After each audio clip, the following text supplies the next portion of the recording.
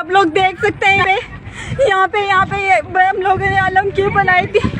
इमाम बार लोगों ने यहाँ पे मेरे भाई के एक चीज इन लोगों ने यहाँ जला दी, इसलिए कि यहाँ सामने मदरसा है, ये मदरसा है सामने, और हमने एक पैसा किस तरीके से करके अलम तक को नहीं छोड़ा।